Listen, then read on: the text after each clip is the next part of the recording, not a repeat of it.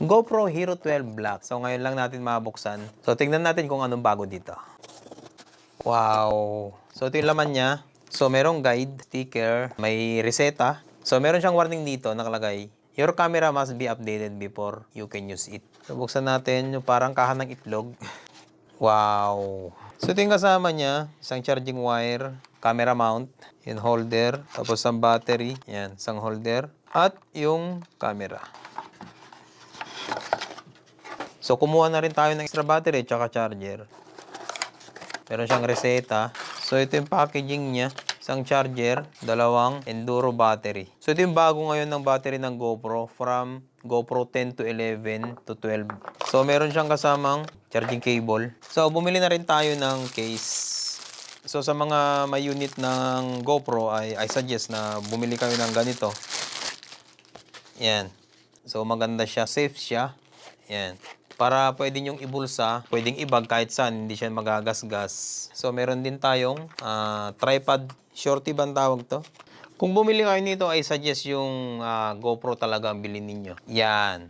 Diba? Ang ganda. So, maliit lang siya. Ang magkaganda nito, extendable. Yan.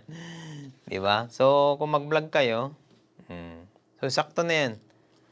Yan. Sakto na ganitong footage niya. So, kung magbablog kayo gamit nito, ito lang, ganito lang. So, ang setting nito is linear. Yan. Kung hawakan mo, ganyan lang. So, hindi naka-extend. Yan yung footage niya. So, ganyan kalayo. So, nakaganong ka lang. So, eksakto lang yung kuha niya, di ba? Pero, kung extend mo siya, yan yung sagad niya. Extend mo siya, ganyan kalayo. So, pag nagbablog ka, ganyan. So, saktong-sakto lang, di ba? O, ito naman nung wide. Yan, ganyan. Wide yan, wide. Wide ang setting. Yan. So, eksakto yun. Meron siguro 1 foot to, kalayo. So, ganyan. Nakaganyan ka. So, makukuha mo na yung kuha na yung half body mo. Yan.